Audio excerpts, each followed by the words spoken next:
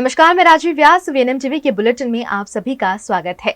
देश, दुनिया और शहर जिलों की खबरों से पहले आइए नजर डालते हैं वीएनएम हेडलाइंस पर। लोकसभा के बाद राज्यसभा में प्रधानमंत्री का भाषण, आखिरकार मणिपुर पर बोले प्रधानमंत्री।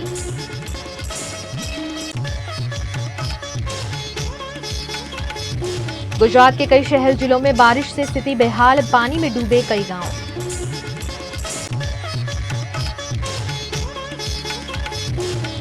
वडोदरा में अभी भी फायर सेफ्टी के नाम पर सीलिंग जारी, लोग हो रहे हैं परेशान।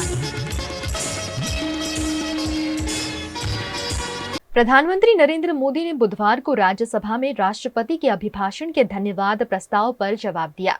1 घंटा 50 मिनट की स्पीच में प्रधानमंत्री नीट, मणिपुर, संविधान, कांग्रेस, पश्चिम बंगाल, रोजगार, भ्रष्टाचार, CBI, ED, federalism, emergency, Jammu Kashmir, Indira, Rahul, दलितों पर बोले। आदरणीय राष्ट्रपति महोदय ने अपने उद्घोषण में पेपर लीक पर भी चिंता जताई है।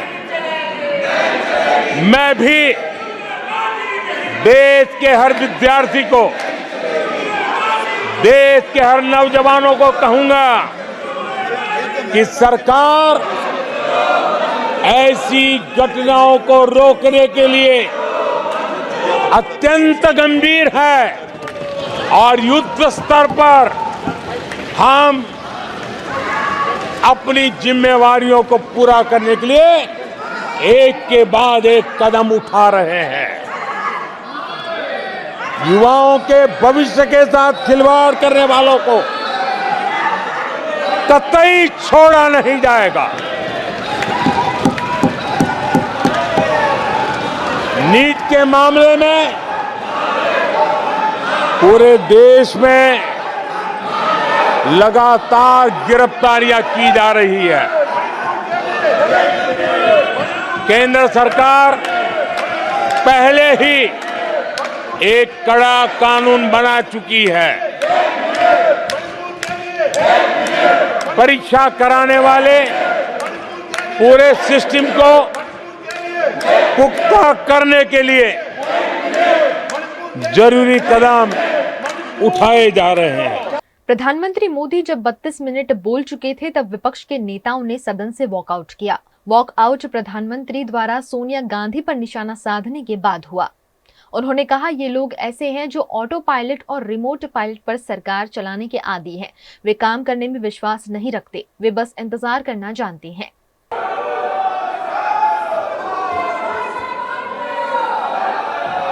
आदरणीय सभापति जी, देश देख रहा है,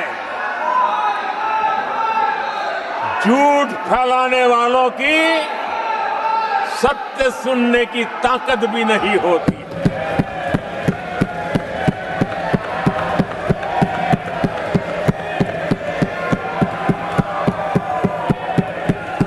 जिनका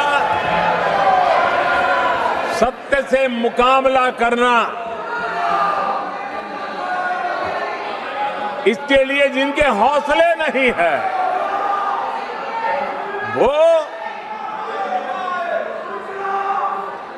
बैठ करके इतनी चर्चा के बाद उन्होंने उठाए हुए सवालों के जवाब भी सुनने की हिम्मत नहीं है।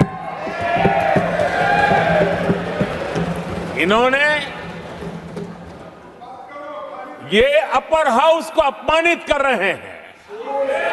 इस अपर हाउस की महान परंपरा को अपमानित कर रहे हैं। इस पर उपराष्ट्रपति और राज्यसभा के सभापति जगदीप धनखड़ बोले, ये लोग मुझे नहीं संविधान को पीठ दिखा रहे हैं। पीएम ने कहा, कल उनकी सारी हरकतें फेल हो गई, इसलिए वे मैदान छोड़कर भाग गए। नारे लगाना, चिल्लाना और भाग जाना, यही उनकी नियति है। माननीय सदस्यगण, अत्यंत दर्दनाक, पीड़ादायक, अमर्यादित आचरण से देखकर मैं हूं। शासन तीसरे निरंतर लगातार काल में है। 6 दशक के बाद मैंने चर्चा की और मैंने अनुरोध किया कि प्रतिपक्ष के नेता को बिना बेरोक टोक बोलने का सुअवसर दिया। आज वो सदन छोड़कर नहीं गए हैं, मर्यादा छोड़कर गए हैं। आज उन्होंने मुझे पीठ नहीं दिखाई है, भारत के संविधान को पीठ दिखाई है। आज उन्होंने मेरा अनादर और आपका अनादर नहीं किया है, उस शपथ का अनादर किया है जो संविधान के तहत ली है। भारत के संविधान की इससे बड़ी अपमानित बात नहीं हो सकती। ऐसा कैसे हो सकता है? House of elders, the upper house, हमें देश का मार्गदर्शन करना है। मैं उनके आचरण की भर्त्सना करता हूं। देश के 140 करोड़ लोग इससे आहत होंगे। सदन का मतलब है सत्ता पक्ष की बात सुनो जब आपने अपनी पूरी बात कह दी। माननीय सदस्यगण, आप सब जानते हैं कल देर रात तक चर्चा रखी गई, हर सदस्य को मौका दिया गया। It is an occasion where they have challenged Indian Constitution. They have outraged the spirit of Indian Constitution. They have disregarded the oath they have undertaken. मैं इस कुर्सी पर बैठकर इतना दुखी हूं कि भारत के संविधान का इतना बड़ा अपमान, इतना बड़ा मजाक। भारत का संविधान हाथ में रखने की किताब नहीं है, जीने की किताब है। मैं आशा करता हूं कि वो आत्मचिंतन करेंगे, मंथन करेंगे, अपने दिल को टटोलेंगे और कर्तव्य पर आएंगे। गुजरात के बनासकांठा का नड़ाबेट रेगिस्तान इलाका है जो फिलहाल समुद्र में बदला हुआ नजर आ रहा है। भारत पाकिस्तान बॉर्डर नड़ाबेट का रेगिस्तान मूसलाधार बारिश के चलते समंदर में बदल गया है। नड़ाबेट पर्यटन स्थल के रूप में भी काफी प्रसिद्ध हो रहा है। इसी बीच यहां घूमने के लिए पर्यटक भी लगातार पहुंच रहे हैं, जो यहां का अद्भुत नजारा देखकर काफी अभिभूत हो रहे हैं।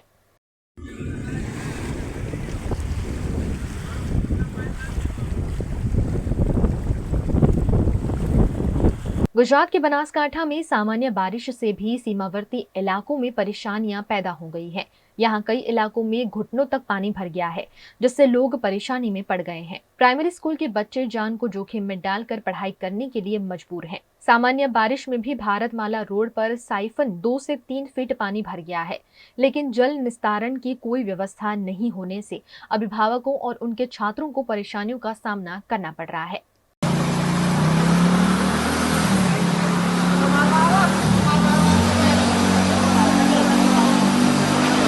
गुजरात के अरवली की वात्रक नदी में बरसात के चलते नया पानी आया है। कुछ दिनों पहले तक सूखी दिख रही वात्रक नदी अब दोनों किनारों पर बह रही है। मेघरज के ग्रामीण इलाकों में भी भारी बारिश हुई है। साथ ही राजस्थान से भी बरसाती पानी वात्रक नदी में आया है। ऐसे में दोनों किनारों पर बह रही वात्रक नदी से किसानों की मूंगफली और सोयाबीन की फसल को भी जीवनदान मिला है। नदी में नया पानी आने से लोगों में उत्साह का माहौल है।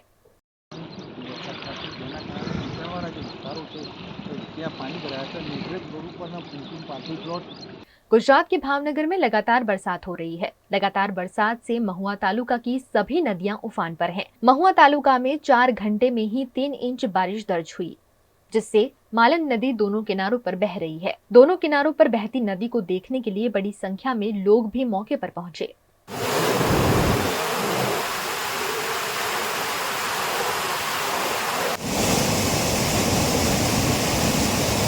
अमरेली के राजूला के हिंडोरड़ा गांव में बरसाती पानी भर गया है, जिससे गांव के लोग मुसीबत में पड़ गए हैं।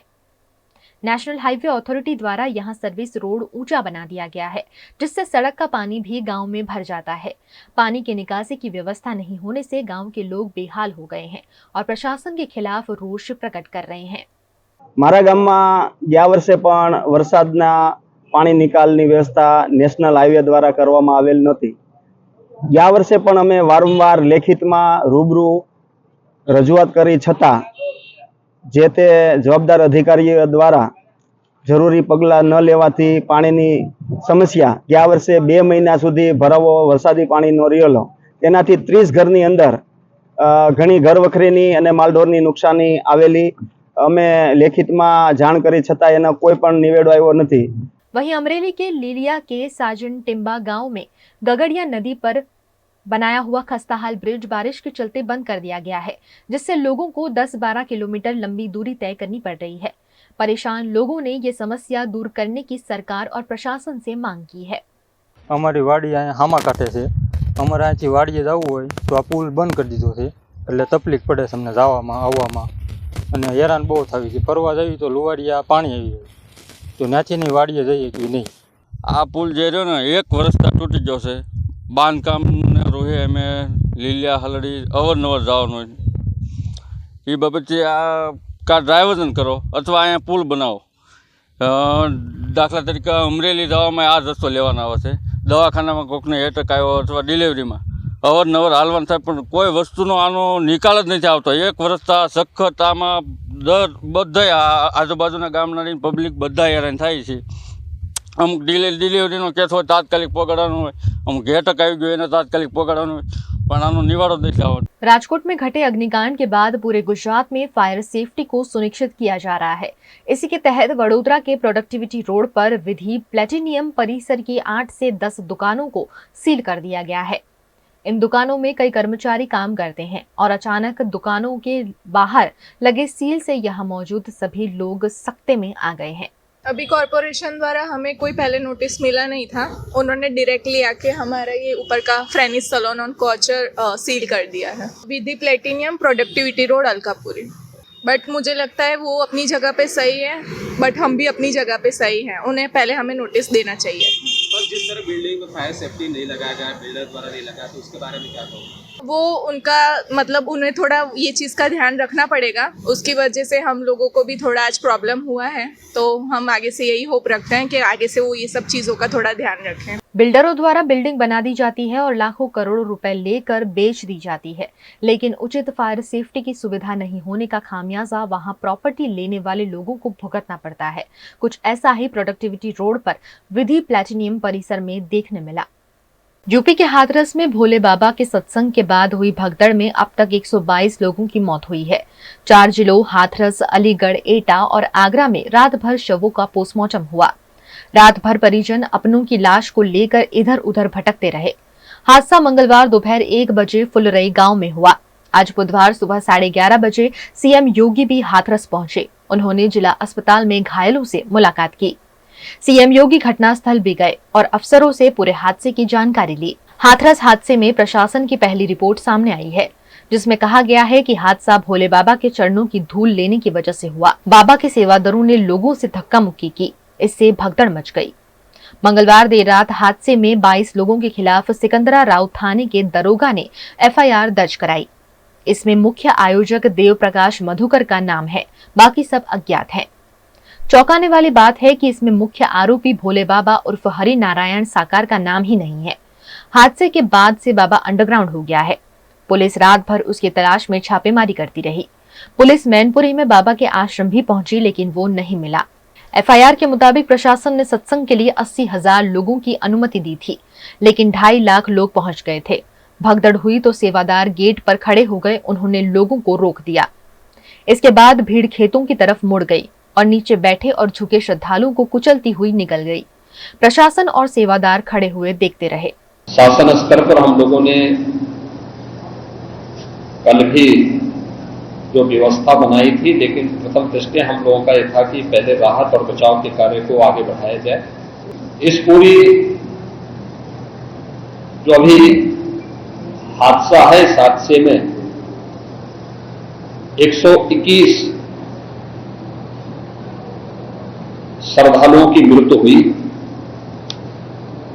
जो उत्तर प्रदेश के साथ साथ हरियाणा, राजस्थान और मध्य प्रदेश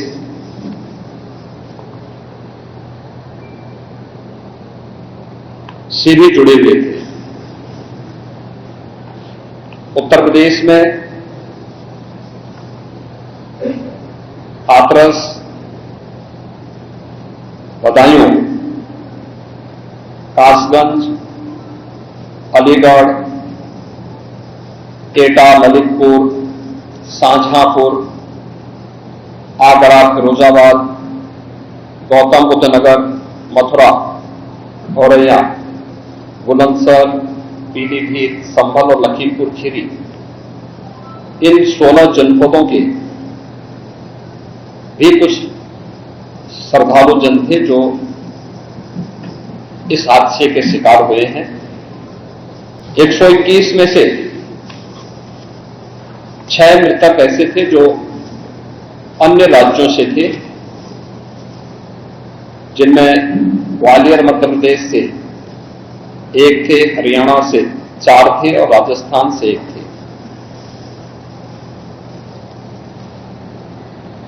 हाथरस के जिला हॉस्पिटल में मैंने जो घायल हैं,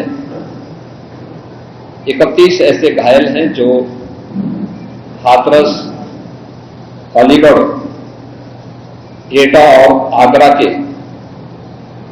हॉस्पिटल में जिनका उपचार चल रहा है और उसमें लगभग सभी आउट ऑफ डेंजर है। गुजरात में साइक्लोनिक सिस्टम सक्रिय होने से 5 दिन भारी बरसात का अनुमान मौसम विभाग ने जताया है। गुजरात के कौन कौन से शहरों में ऑरेंज और रेड अलर्ट दिया गया है, उस पर मौसम विभाग के वैज्ञानिक रामेश्वर यादव ने जानकारी दी। आने वाले दिनों के लिए गुजरात स्टेट के लिए प्रिपेयर किया जा रहा है। उसमें डे 1 की बात करेंगे तो आज के लिए सूरत, नवसारी, वलसाड़, दमन और दादरा नगर हवेली के लिए एक्सट्रीमली हैवी रेनफॉल की वार्निंग दी जा रही है और साथ में रेड अलर्ट जारी है। और वेरी हैवी रेनफॉल की बात करेंगे तो जो डिस्ट्रिक्ट है जहाँ पर वेरी हैवी रेनफॉल की वार्निंग दी गई है गुजरात रीजन की, वो डिस्ट्रिक्ट हैं बनासकांठा, पाटन, महसाना, सागरकांठा, अरावली, दाहोद, महिसागर, छोटा उदयपुर, भरूच, तापी और डांग डिस्ट्रिक्ट हैं जहाँ पर वेरी हैवी रेनफॉल की वार्निंग है और साथ में ऑरेंज अलर्ट जारी है। और हैवी रेनफॉल की बात करेंगे तो गुजरात रीजन के लिए जो डिस्ट्रिक्ट है जहाँ पर हैवी रेनफॉल की वार्निंग है वो डिस्ट्रिक्ट है गांधीनगर, अहमदाबाद, आनंद, पंचमहल, नर्मदा और ये डिस्ट्रिक्ट है जहाँ पर हैवी रेनफॉल की वार्निंग है और साथ में येलो अलर्ट जारी है। और डे 2 की बात करेंगे तो डे 2 के लिए जो डिस्ट्रिक्ट है जहाँ पर वेरी हैवी रेनफॉल की वार्निंग है वो डिस्ट्रिक्ट है बनासकांठा, सूरत, डांग, नवसारी, वलसाड़, तापी, दमन, दादरा नगर हवेली और साथ में ऑरेंज अलर्ट जारी है। और इसके अलावा जो डिस्ट्रिक्ट है गुजरात रीजन के वो सारे डिस्ट्रिक्ट कवर हैं जहाँ पर हैवी रेनफॉल की वार्निंग है और साथ में येलो अलर्ट जारी है। और डे 3 की बात करेंगे तो डे 3 के लिए पंचमहल, वडोदरा, छोटा उदयपुर, सूरत, डांग, नवसारी, वलसाड़, दमन और दादरा नगर हवेली डिस्ट्रिक्ट शामिल है जहाँ पर हैवी रेनफॉल की वार्निंग है और साथ में येलो अलर्ट जारी है। और सौराष्ट्र रीजन की बात करेंगे तो आज के लिए सौराष्ट्र रीजन के सारे डिस्ट्रिक्ट कवर हैं जहां पर वेरी हैवी रेनफॉल की वार्निंग है। और राजकोट और कोटा और पोरबंदर के लिए हैवी रेनफॉल की वार्निंग है और साथ में येलो अलर्ट जारी है। और डे 2 के लिए सौराष्ट्र और कच्छ रीजन के सारे डिस्ट्रिक्ट कवर हैं जहां पर हैवी रेनफॉल की वार्निंग है और साथ में येलो अलर्ट जारी है। वीएनएम टीवी पर वक्त है एक छोटे से ब्रेक का। ब्रेक के बाद जल्द हाजिर होंगे कुछ और खबरों के साथ, तब तक बने रहिए हमारे साथ।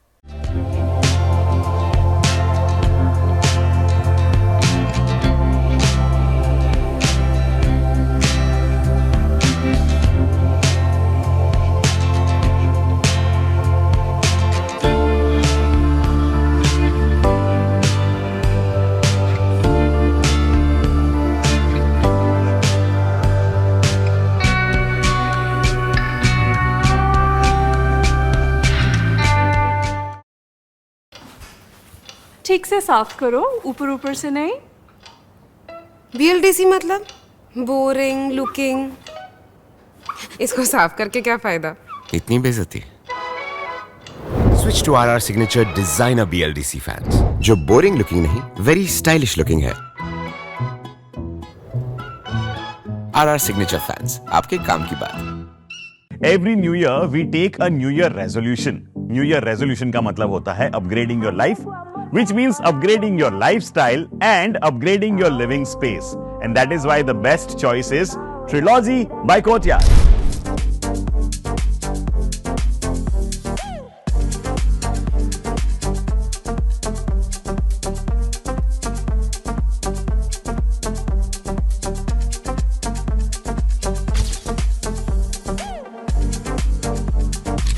Trilogy by Courtyard. Finest architecture, world-class amenities, and a great space to live. Come check it out.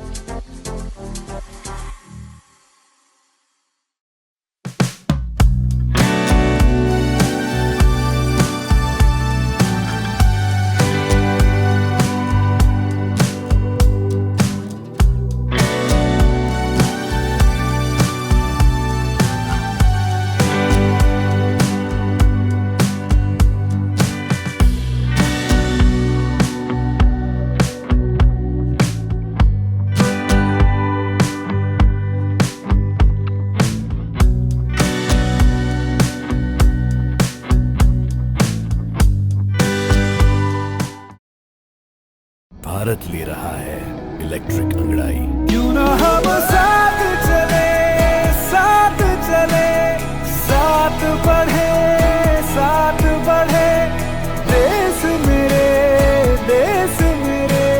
देश को ले जाए नई दिशा की ओर। आपका जॉय, भारत का जॉय। गुजरात के अहमदाबाद में म्युनिसिपल कॉर्पोरेशन की प्री मॉनसून कार्यवाही को लेकर विपक्ष द्वारा कॉर्पोरेशन कार्यालय के बाहर हल्लाबोल किया गया। अहमदाबाद में म्युनिसिपल कॉर्पोरेशन द्वारा प्री मॉनसून कार्यवाही के नाम पर करोड़ों रुपयों का खर्च होता है, लेकिन फिर भी थोड़ी सी बारिश में अहमदाबाद में जगह जगह पानी भर जाता है, जिस पर कांग्रेस पार्टी ने हाथों में बैनर पोस्टर के साथ विरोध प्रदर्शन किया। भारतीय जनता पार्टी ने दावा किया गया था कि इस वर्ष बरसात में पानी नहीं भराएगा। 110 स्पॉट आइडेंटिफाई किए गए थे और करोड़ों रुपए उन स्पॉट पर खर्च किया गया था और ये दावा किया गया था कि इस वर्ष इन स्पॉट पर पानी नहीं भरेगा। लेकिन जैसे ही बरसात शुरू हुआ, 1 इंच बरसात में ही समग्र अहमदाबाद शहर डूबना शुरू हो चुका। पूरा अहमदाबाद शहर स्विमिंग पूल में तब्दील हो चुका था। अहमदाबाद का सबसे पॉश विस्तार जो अहमदाबाद म्युनिसिपल कॉरपोरेशन को सबसे अधिक टैक्स भरता हो, ऐसे पश्चिम विस्तार की मैं बात करूं, सिंधु भवन हो, SG हाईवे हो, गोता हो, हर जगह पर पानी भरा हुआ था। और 2 दिन की बारिश ने ये बता दिया कि प्री मानसून प्लान पूरी तरीके से फेलियर साबित हुआ है। और जो जिस तरीके से अधिकारी AC चैम्बर से बाहर नहीं आते, 2 दिन पहले भी मीटिंग की गई, कल भी मीटिंग की गई, लेकिन AC चैम्बरों में ही मीटिंग की जाती है। लेकिन जब बरसात आता है, बरसात में जब पानी भरता है, अहमदाबाद म्युनिसिपल कॉरपोरेशन में भारतीय जनता पार्टी के नेता हो या अहमदाबाद म्युनिसिपल कॉरपोरेशन के उच्च अधिकारी हो, कोई भी सड़क पर उतरने के लिए तैयार नहीं है। ये साफ बताता है कि प्री मानसून के नाम पर अहमदाबाद म्युनिसिपल कॉरपोरेशन में सिर्फ और सिर्फ भ्रष्टाचार हुआ है। 2 दिन की बरसात ने समग्र अहमदाबाद शहर की जनता को बता दिया कि भारतीय जनता पार्टी लगातार झूठे वादे करती है और झूठे ही वादे करने में आते हैं। 2-3 दिन पहले जब सदन हुआ था, उस समय कांग्रेस पार्टी ने छाती तान कर किया था कि जहां जहां आप लोगों ने वादे किए वो सब वादे झूठे साबित होने वाले और समग्र अहमदाबाद शहर में इस बार भी बरसात में पानी भरने वाला है। तभी भी भारतीय जनता पार्टी के पास कोई शब्द नहीं था। और मैं मानता हूं कि जब पानी भर चुका है और अभी समग्र अहमदाबाद शहर डूब रहा है, तो भी भारतीय जनता पार्टी के पास कहने के लिए कोई शब्द नहीं बचा है। रविवार 7 जुलाई को गुजरात के वडोदरा शहर में भगवान जगन्नाथ जी की रथ यात्रा रेलवे स्टेशन से आयोजित होगी, जो पंचमुखी हनुमान मंदिर से पद्मावती शॉपिंग सेंटर तक आयोजित की जाएगी। रथ यात्रा की रूट पर वडोदरा पुलिस ने वडोदरा महानगर पालिका की टीम, GB और 4 जोन के अधिकारी और पुलिस कर्मचारियों को साथ रखकर फुट पेट्रोलिंग करते हुए रथ यात्रा के रूट पर आने वाली बाधाओं को दूर करने की सूचना दी। आगामी 7 तारीखे भगवान जगन्नाथजीની જે રથયાત્રા નીકળનાર છે અનુસંધાને ઝોન 4 વિસ્તારનો જે હદ લાગે છે, પંચમુખી હનુમાનથી લઈને પદ્માવતી શોપિંગ સેન્ટર સુધીનો જે રૂટ છે, એ તમામ રૂટ ઉપર અમે ફૂટ પેટ્રોલિંગ કરી રહ્યા છીએ। સાથોસાથ અમે કોર્પોરેશનના અધિકારી, BSNLના અધિકારી અને MGVCના અધિકારી જોડે રાખ્યા છે। જ્યાં જરૂર જણાય અને શું જરૂરિયાત છે આ રૂટ ઉપર, એ બાબતે એમને સૂચના આપી અને સહકારમાં સાથે રહી અને રથયાત્રામાં કોઈ નડતરરૂપ ન થાય એ બાબતની તકેદારી રાખવા માટે આ ફૂટ પેટ્રોલિંગનું આયોજન કરેલું છે। रथ यात्रा के साथ साथ ताजिया का त्योहार भी आ रहा है। मोहर्रम के उपलक्ष्य में वडोदरा में कानून व्यवस्था बनाए रखने के लिए वडोदरा के जोन 3 इलाके के पानी गेट, वाड़ी, मकरपुरा और कपुराई पुलिस स्टेशन के पुलिस कर्मियों ने मुस्लिम अग्रणियों के साथ बैठक आयोजित कर कानून व्यवस्था के साथ त्योहार मनाने की हिदायत दी। वडोदरा शहरना झोन 3 विस्तारना वाड़ी, पाणीगेट, मकरपुरा, માંજલપુરા અને કપુરાઈ પોલીસ સ્ટેશન વિસ્તારમાં આગામી તાજિયાના તહેવાર નિમિત્તે જે ઉજવવા જઈ રહ્યો છે, એમાં તાજિયાની સ્થાપના બાબતે અને વિસર્જનના રૂટ બાબતે આજે મીટિંગ કરવામાં આવી, જેમાં તાજિયાના આયોજકો અને પોલીસના થાણા ઇન્ચાર્જો સાથે આ મીટિંગ લેવામાં આવી છે। જેમાં તાજિયા જ્યારે બેસશે, કયા ચાંદ ઉપર બેસશે, એમનો શું રૂટ હશે અને કયા પ્રકારની વ્યવસ્થા કરવી છે અને એમની શું જરૂરિયાતો છે अलग अलग डिपार्टमेंट पासेथी એ માહિતી મેળવવામાં આવી અને સાથે સાથે એમને સમજ કરવામાં આવી કે જે પણ તાજિયા આવશે તો એની સ્થાપના વખતે પોલીસને મંજૂરી લેવાની રહેશે અને જાણ કરવાની રહેશે અને વિસર્જન વખતે પણ મંજૂરી મેળવવાની રહેશે, જેથી વહીવટી તંત્ર તરફથી એ બાબતે તકેદારી રાખીને બંદોબસ્ત રાખવામાં આવે અને આ આખો તહેવાર છે એ ખૂબ જ શાંતિपूर्ण માહોલમાં પૂર્ણ થાય। गुजरात के सूरत में पलसाना की बलेश्वर खाड़ी में बाढ़ की स्थिति पैदा हो गई है। धुआंधार बरसात जिले में बरस रही है। पलसाना में 8 इंच से ज्यादा बारिश बरसी है, जिससे बाढ़ जैसी स्थिति बन गई है, जो ड्रोन कैमरे से कैद हुई है। भारी जल भराव से कई घर पानी में डूब गए हैं और लोग कमर तक भरे हुए पानी में रहने के लिए मजबूर हैं। कई गांव द्वीप में तब्दील हो गए। ऐसी तस्वीरें भी यहां से सामने आई हैं।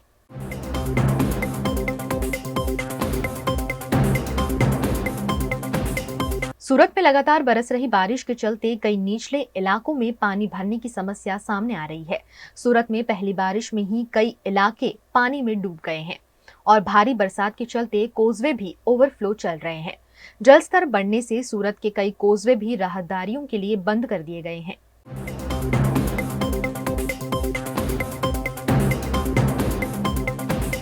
सूरत में बरसाती माहौल के बीच 2 मकान धराशायी होने की घटना सामने आई है। सूरत के भवानीगढ़ की हनुमान शेरी में 2 मकान एक साथ धराशायी हो गए। इस हादसे में एक व्यक्ति को गंभीर चोट पहुंची है, जबकि कुछ वाहन भी क्षतिग्रस्त हुए हैं। एक 5 मंजिला और दूसरा 1 मंजिला घर बरसात के चलते अचानक धराशायी हो गया। ये मकान पुराना होने की जानकारी भी मिली है। अचानक 2 मकान के धराशायी होने से इलाके में अफरा तफरी फैल गई। सूरत के कोट इलाके में ऐसे कई पुराने खस्ताहाल मकान हैं जो बार बार दुर्घटना को न्योता देती हैं, लेकिन सूरत पालिका द्वारा कोई ठोस कार्यवाही नहीं की जा रही है।